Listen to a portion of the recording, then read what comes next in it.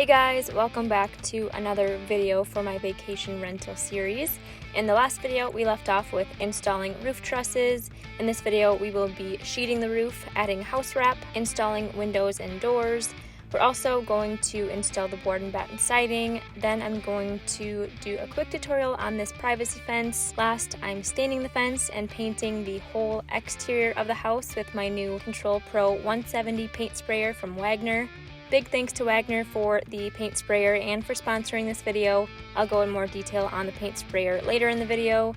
In the description below, I linked the vacation rental playlist in case you want to go back and watch any other videos. Let's get into it.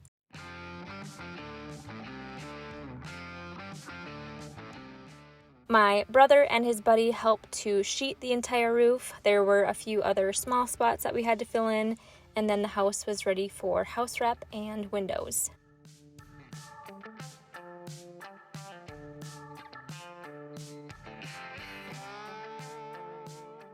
House wrap is a lightweight material that goes over the sheathing and behind the siding. It's used to protect the home from air and water leaking through. Once the house wrap was installed, we were able to install all the windows and doors.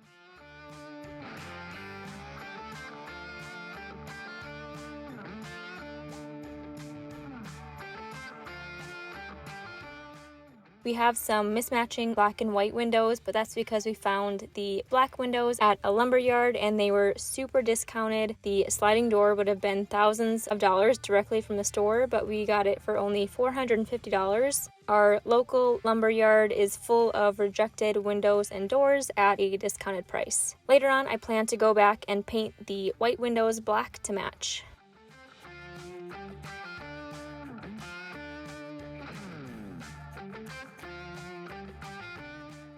Next, my brother and I worked on the vertical board and batten siding. We cut the boards down to size and installed them with some heavy-duty staples. After the boards were installed, we came back and installed the vertical batten strips to cover the seams. This type of siding is very DIY friendly and easy to work with. Now we're working on installing the privacy fence. We're just installing this on one side of the patio so they have some added privacy from the house next door. The patio already has these two large posts in each corner, so we're just adding two extra 4x4s to support the fence. Our fence spans about 10 feet, so we thought we would add the extra beam in the middle for more support in case we want to hang anything from the slats. To secure the 4x4 posts, we secured these expanding anchor bolts into the concrete. This will stabilize the bottom of our posts.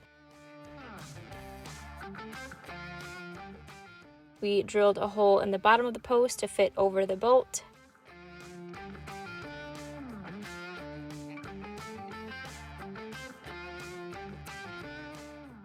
We added some shims to the bottom of the post so that they fit tight to the top beam and to keep them off the ground to avoid any water getting to them. We'll go back in later and fill the bottom gap with some adhesive waterproof caulk. We made sure the post was nice and level and then secured the top of the post into the top beam with a few small wood screws.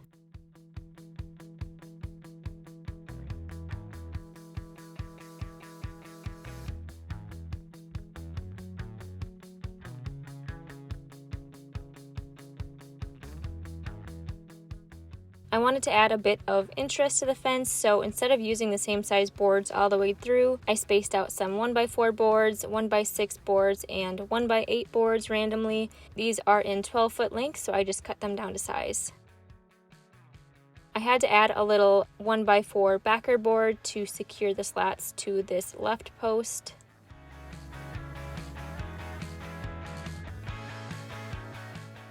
I installed the boards with heavy-duty staples, making sure the first board was nice and level. Then I used a 3/4 inch block to keep my spacing the same all the way down.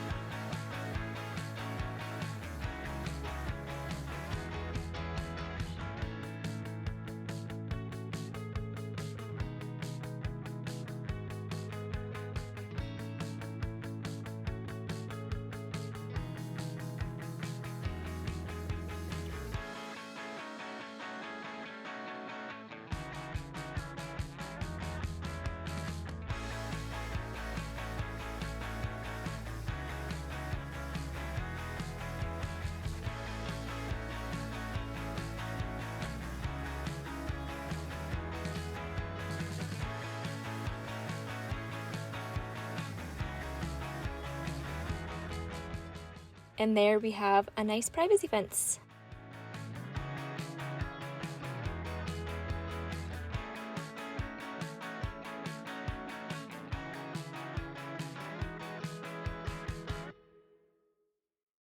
It's finally time to break out the Control Pro 170 paint sprayer from Wagner. This sprayer is sold in store and online at Lowe's Home Improvement.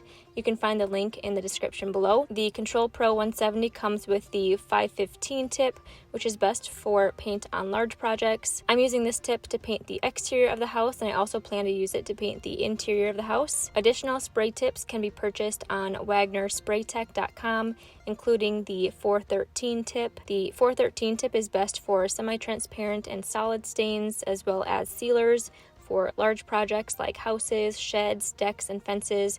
I'm using the 413 tip to stain the privacy fence. We're also installing knotty pine boards on the ceiling, so I'll use the 413 tip to seal the pine boards with polyurethane later on. For the privacy fence, I'm using the semi-transparent stain and sealer in the color Cordovan Brown.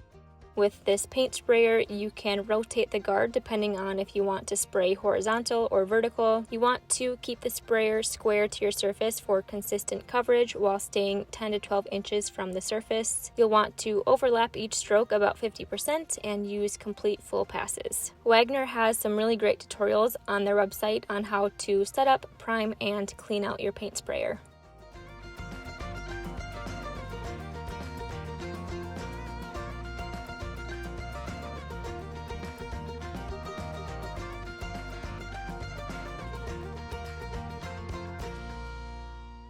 The fence is finished. Tucker is hanging out for some moral support. We're prepping the rest of the house to get it ready for paint. My brother is finishing up the last bit of siding, and my mom is helping to prep for paint too. It's time to paint the exterior of the house. I've been so excited for this step. We're using a low luster exterior latex paint from Benjamin Moore in the color Graphite. I poured 2 gallons of paint into a 5-gallon bucket and followed the same tips for painting the exterior of the house.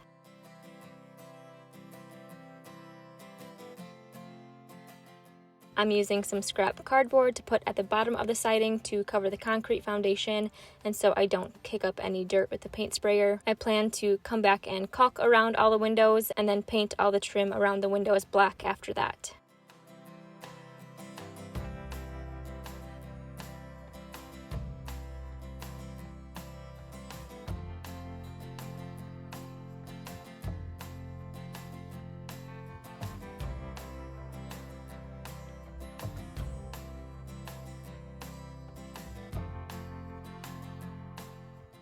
And that is it for this video. The exterior is almost finished.